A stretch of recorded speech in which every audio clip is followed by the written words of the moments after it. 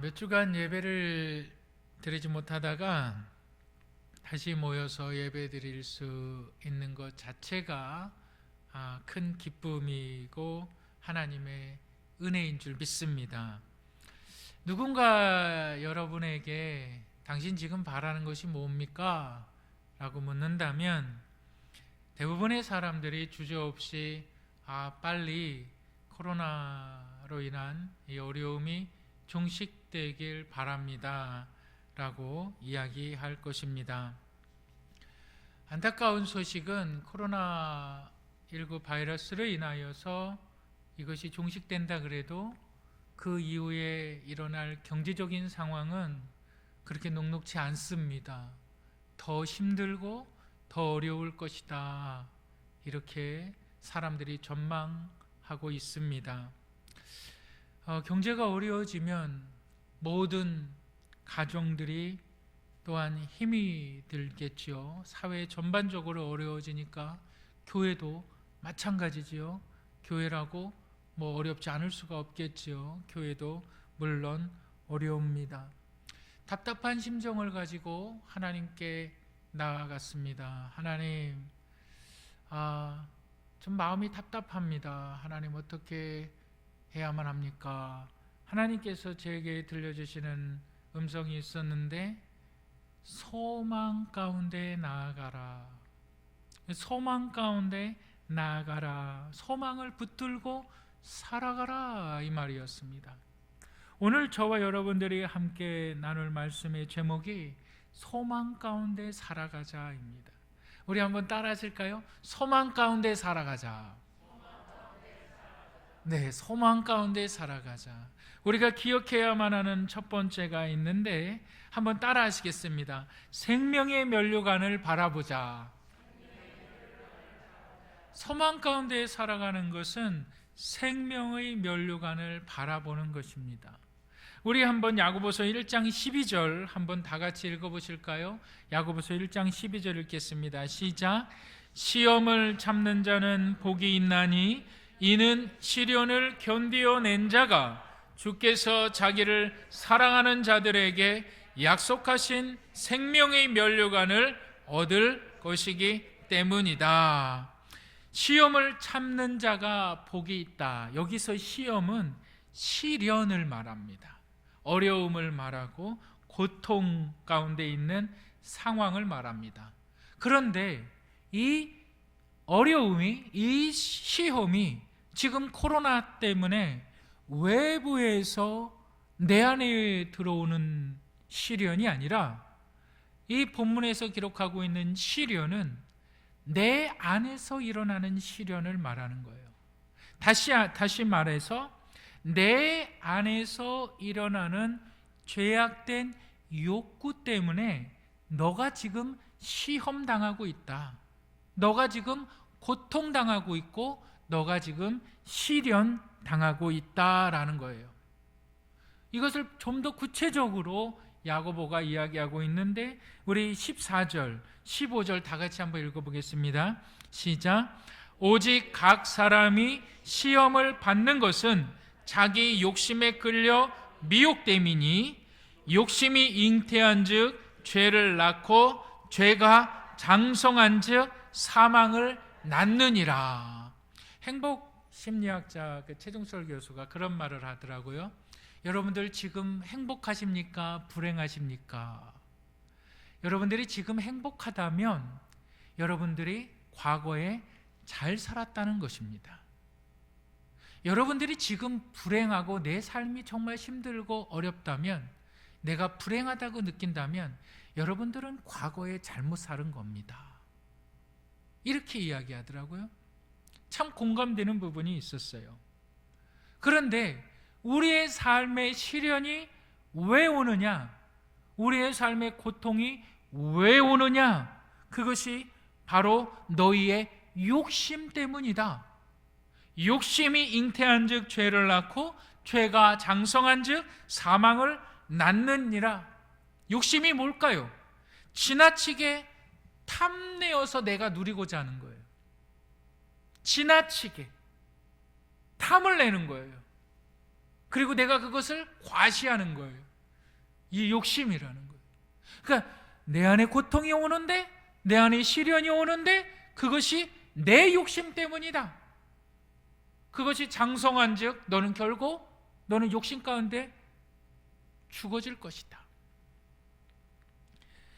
여러분, 성경은 욕심에 대해서 어떤 이야기를 해줄까요? 어느 날 다윗 왕에게 나단 선지자가 찾아와요. 그리고 다윗 왕에게 이렇게 이야기합니다. 다윗 왕이시여, 내가 한 가지 이야기를 들려주겠습니다. 네, 해보십시오. 한 부자에게, 아주 큰 부자에게 어느 날 손님이 찾아왔습니다. 왕은 이 손님을 대접하기 위해서 양을 잡으려고 합니다. 그런데 자신의 소유인 양들을 보니까 너무 아까운 거예요. 자신의 우리의 양이 가득해요. 근데 그것을 잡아서 손님을 대접하기가 아까워요.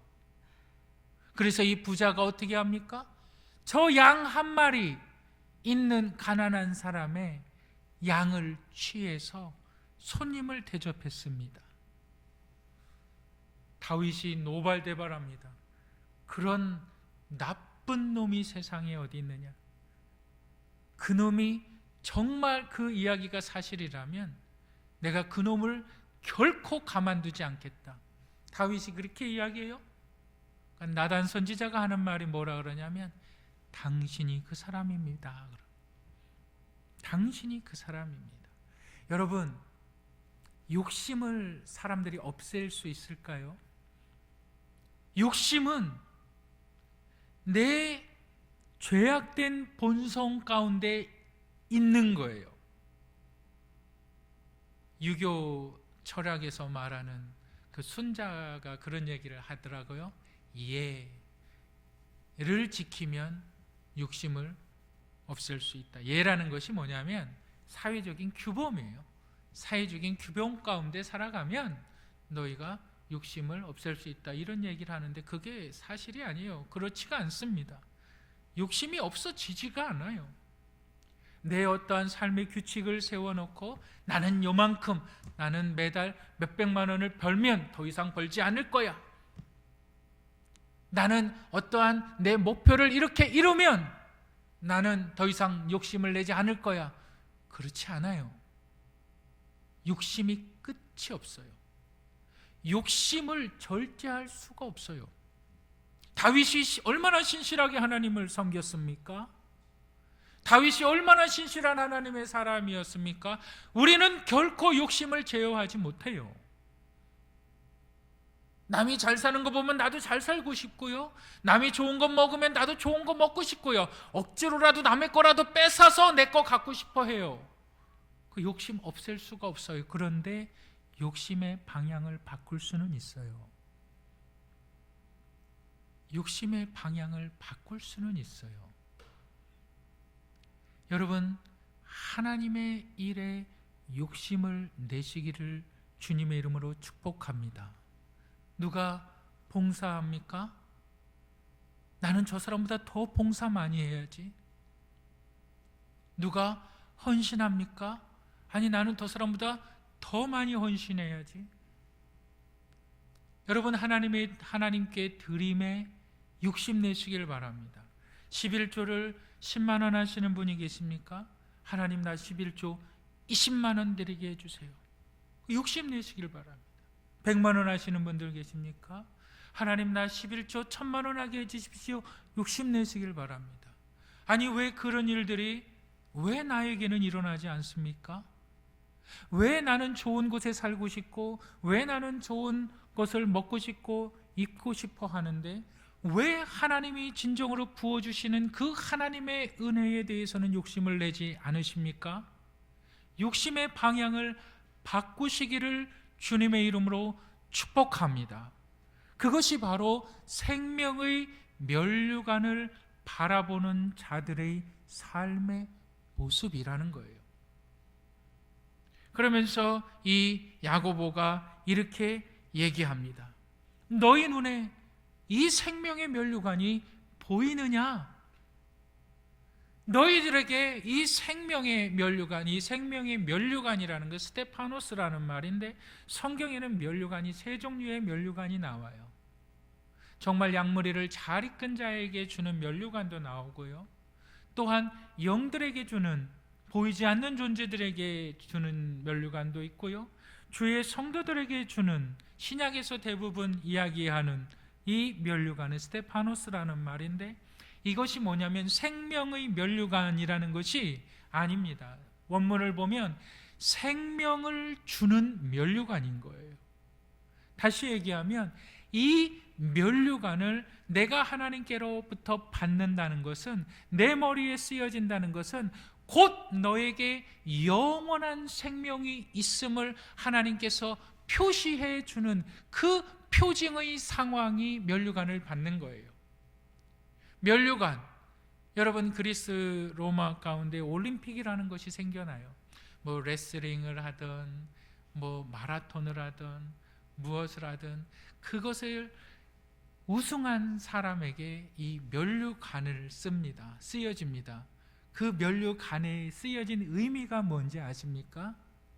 바로 높은 위치를 말하는 거예요. 그러니까 성도들이 하나님께로부터 면류관, 생명을 얻는 면류관을 쓴다는 것은 너의 높은 위치를 하나님께서 인정해 주신다는 거예요. 그것이 성도들의 눈에 보이는 것이 우리의 소망의 삶입니다. 이것이 여러분들의 눈에 보여지기를 주님의 이름으로 축복합니다. 내가 소망 가운데 살아가야만 합니다. 그런데 이 생명의 면류관이 보여야만 되는 거예요. 주를 위해서 열심을 내시기를 바랍니다. 하나님, 나도 정말 내 인생에서 하나님께 영광을 돌리며 내 인생에서 정말 내 인생이 거저 왔다가 거저 지나가는 인생이 되지 아니하고 하나님께로부터 인정받는, 하나님 큰 획을 긋는 인생을 살아낼 수 있도록 나에게 생명의 면류관을 보여주시옵소서. 주를 위한 욕심을 내시길 바랍니다. 욕심의 방향을 내 중심이 아닌 하나님의 중심으로 보시기를 바랍니다. 남들이 헌신할 때 더 많이 헌신하시기를 바랍니다. 하나님, 지금 경제적으로 상황이 어렵고 힘이 들지요. 정말 힘이 들지요. 어렵지요. 특별한 자들에게 조명하시는, 특별한 자들에게 부어주시는 하나님, 그것을 경험하게 해주세요. 그것이 생명의 면류관을 바라보는 자들의 소망입니다. 생명의 면류관을 바라보시기를 주님의 이름으로 축복합니다. 두 번째로, 여러분, 우리가 기억해야만 하는 것이 있는데, 구체적으로 그렇다면 어떻게 우리의 삶의 소망 가운데 살아갈 수 있을까? 하나님의 소망이 드러날 수 있을까? 우리의 삶에. 한번 따라 하시겠습니다. 기대하고 하나님을 예배하자. 네, 우리 야고보서 1장 17절 한번 읽어보실까요? 야고보서 1장 17절 다 같이 읽겠습니다. 시작.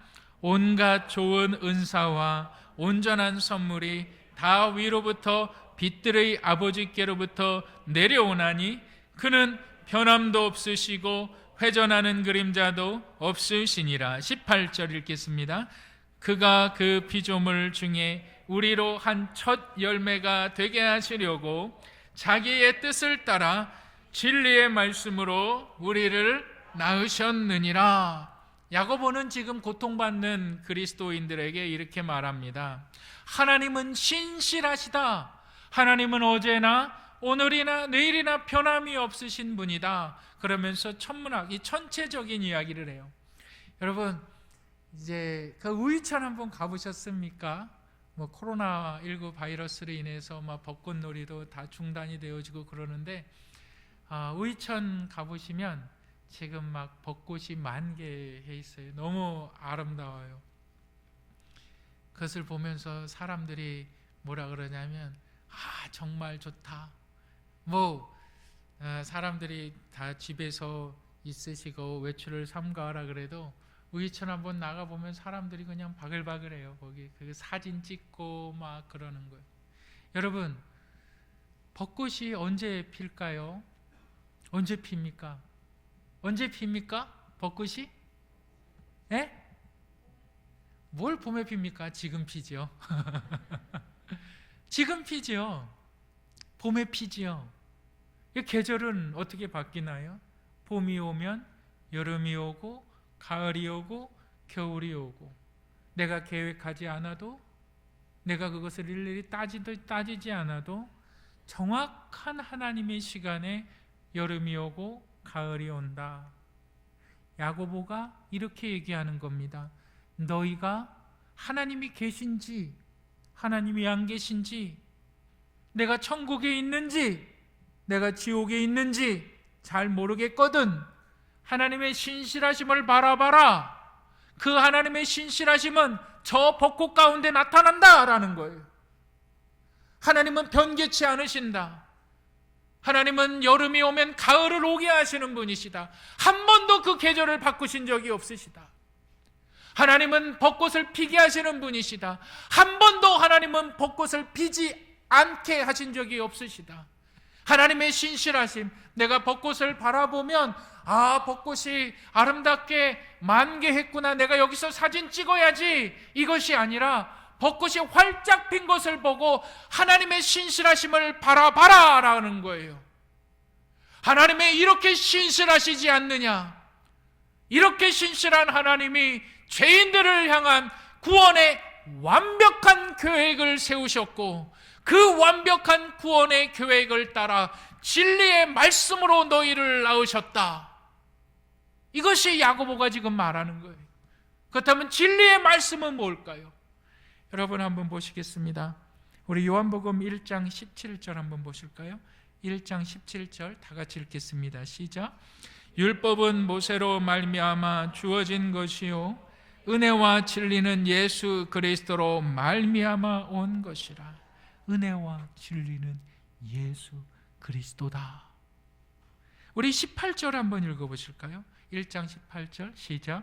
본래 하나님을 본 사람이 없으되 아버지 품속에 있는 독생하신 하나님이 나타내셨느니라.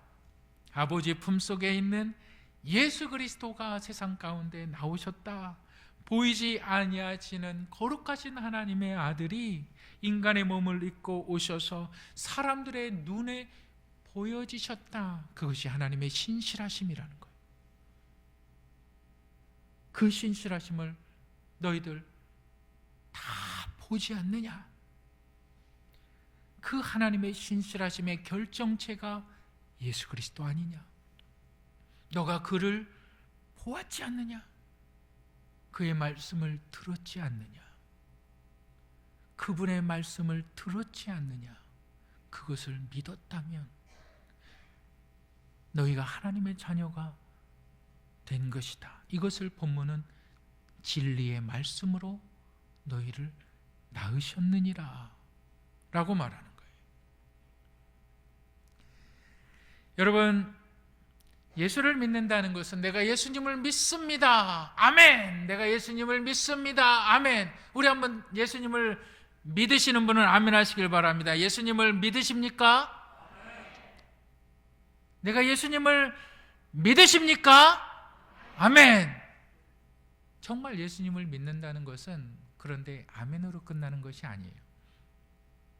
정말 예수님을 믿는다는 것은 내 모든 상황 속에서 하나님을 신뢰함으로 그 신뢰가 예배 가운데 나타나는 거예요. 예배란 뭘까요? 내가 정말 힘이 들고 어려워요. 예배는 하나님의 가치를 높여드리는 거예요. 정확한 예배의 뜻은 하나님의 존재의 가치를 높여드리는 거예요. 그리고 예배를 통해서 우리가 또한 세상 가운데 살아갈 수 있는 힘을 얻는 거예요. 누가요? 믿지 않는 사람들이 아니요, 믿는 사람들이요. 이 예배를 통해서 힘을 얻는 거예요. 다시 월요일부터 시작되는 세상 속에서 살아갈 수 있는 힘이 그리스도인들은 예배를 통해서 공급된다는 거예요. 내가 소망 가운데 살아간다는 것은 곧 예배 가운데 살아간다. 왜? 그분이 우리를 진리 가운데 나오셨기 때문에, 그게 완전하신 하나님의 계획이기 때문에 예배의 승리자가 되시기를 바랍니다. 우리 사진 한번 보여주시겠어요? 사진 한번 보여주세요. 네, 그거 지난 3월 24일 날 박이순 집사님 장례식을 다녀왔습니다. 몇 개월, 지금 사진에 보시는 분은 이제 그 큰아들 장남 되시는 분인데, 3월 23일 날 소천하셨어요. 주님의 부르심을 받으셨는데, 박이순 집사님 참 조용하신 분이셨어요. 제가 그 댁에 신방을 가서 예배를 드릴 때마다 꼭 목사님 같이 식사라도 하시면 좋겠어요. 꼭 그랬어요. 제가 그분의 형편도 있고 또 여러 가지 상황도 있고 그래서 식사를 같이 하지 못했어요. 항상 그 말씀을 하셨는데 그냥 음료만 먹고 다과만 먹고 이렇게 신방을 마쳤던 기억이 있습니다. 지난번에 돌아가시기 딱 이틀 전에, 이틀 전이 아니죠, 한 일주일 전이 되겠죠. 4층에서 이제 내려왔는데, 저희 교회 현관에 이중문이 2개잖아요, 유리문이. 근데 그 중간에 갇히신 거예요. 근데 이 박이순 집사님이 그 버튼을 누르고 가운데에 들어와서 또 버튼을 누르시면 되는데 그 버튼을 못 누르시는 거예요. 나갈 때는 또 버튼을 눌러서 나가면 되는데 그 버튼을 못 누르시는 거예요. 제가 내려와서 집사님 여기 얼마나 여기 계셨어요? 그냥 이거 버튼을 누르면 되는데 왜 여기 이렇게 갇혀 계셨어요? 얼마나 갇혀 있는지는 몰라요. 땀을 막 이렇게 흘리고 계시더라고요. 너무 답답한 거예요. 그 버튼도 못 누르나? 못 누르시더라고요. 너무 답답했어요. 왜 오셨어요, 집사님? 교회에서 예배 있다 그래서 왔다는 거예요. 예배 있다 그래서. 집사님이 전화를 하셨는데 예배 있으니까 예배 드리러 오시라 그랬다는 거예요. 그래서 예배 드리러 왔다는 거예요. 집사님, 내일 예배 없다고 제가 전화하라고 다 시켰어요. 예배 없다고요. 내일 예배 오시지 마시라고요. 그래서 문을 열어드렸어요. 그리고 가시는데 갑자기 그런 느낌이 확 오는 거예요. 이게 저분의 마지막 모습이구나. 그리고 아니나 다를까 그 두려움이 현실이 됐죠. 전화가 왔어요. 제 친구 목사님하고 이렇게 있는데, 목사님 장례를 좀 준비해 주셔야 되겠습니다. 원자력 병원에서 어머니가 돌아가셨다는 거예요. 그래서 장례식을 갔죠. 갔는데 우리 제가 성도님들께도 다 말씀을 안 드린 것이, 유가족분들이 조문객들을 일절 받지 않습니다. 이 병원이 그렇게 요구를 하더라고요. 그러더라고요. 그래서 이제 몇몇 분들에게는 제가 알렸어요. 우리 경주부에도 제가 알리고. 그래서 장례식장에 가서 예배를 드리는데, 그 큰 따님이 그런 이야기를 해요. 엄마가 야구공 꿰매는 공장, 요 어디 있었대요. 거기 권사님들 아실 거예요. 아시죠? 어딘지. 야구공 꿰매는 공장에서 이 손가락을 바늘로 찍히셨는데, 이거를 갖다가 이게 염증이 생기고 골마도 이 병원에 가는 것이 두려워서 또 비용이 얼마 들지 몰라서 이거를 불로 지졌대요. 너무 답답하고 이해가 안 되죠. 그런데 그분은 그렇게 하셨대요. 근데 불로 지졌는데 이것이 치료가 된 게 아니라 더 심해져 가지고 손가락 3개를 잘랐다는 거예요. 병원에 가서. 여러분 아시죠? 손가락 3개를 잘랐다는 거예요. 그분의 삶이 얼마나 고통스럽고 얼마나 힘든 삶이었을까요? 그 아드님이 그래요. 정말 힘드셨을 텐데, 정말 어려웠을 텐데, 폐암 말기가 되니까 숨쉬기나 이런 것이 보통 사람들보다 한 3-4배는 더 힘들대요. 근데 그 힘든 몸을 가지고 교회에 예배드리러 오신 거예요. 무엇이 그분을 움직였을까요? 그분의 삶은 한마디로 고통스러운 삶이죠. 근데 무엇이 그 사람을 움직였을까요? 무엇이 그분을 예배에 있다는 소리를 듣고 호흡도 가쁘고 힘든데 왜 굳이 예배에 오게 하셨을까요? 왔을까요? 무엇이요? 무엇이요? 믿는 자들은 예배를 드립니다. 정부가 예배를 막을 수도 없고요. 정부가 예배를 막은 적은 없어요. 저는 주일날 우리가 모여서 예배드리지 않을 때 더 준비하는 것이 많아졌어요. 모여서 가정에서 예배드렸어요. 너무 큰 은혜가 있었고 축복이었어요. 우리 성도님들도 그렇게 하신 줄 믿습니다. 믿는 자에게 예배는 결코 중단될 수가 없어요. 내가 중단할 수가 없어요. 왜? 내 안에 예수의 생명이 있는데 어떻게 예배가 중단이 됩니까? 중단이 될 수가 없어요. 저희 가족은 수요일마다 저녁에 가정 예배를 드려요. 수요일 저녁마다 언제 드리냐면 10시 반에 예배를 드려요. 제가 지난 수요일 날 예배를 드리면서 두 아이들에게 그렇게 얘기를 했어요. 내가 너희들에게 꼭 부탁하고 싶은 것이 있다.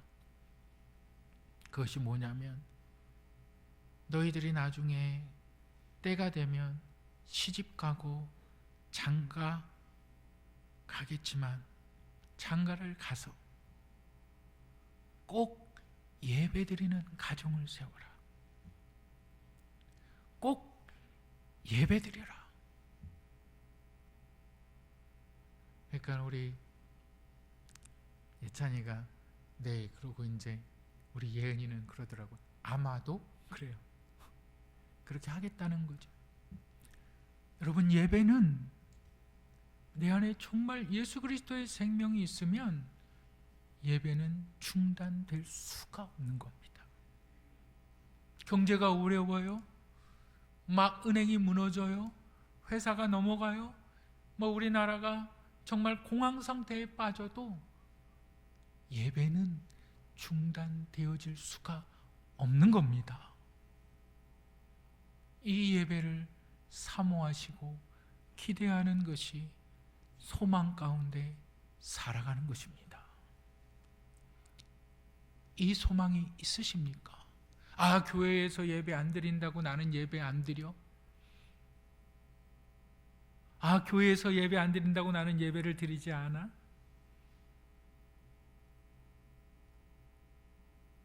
그건 정말 잘못된 신앙이지요.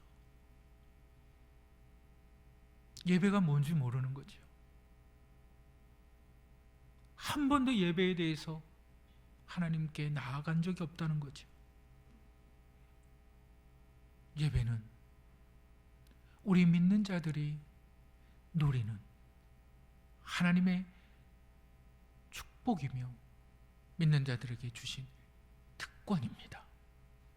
이 예배를 통해서 우리는 다시 한번 힘을 얻고 아무리 어렵고 힘들어도 이 예배를 통해서 하나님이 주시는 힘을 공급받아서 세상을 향해서 다시 한번 나아가는 자들이 되는 줄 믿으시기를 주님의 이름으로 축복합니다.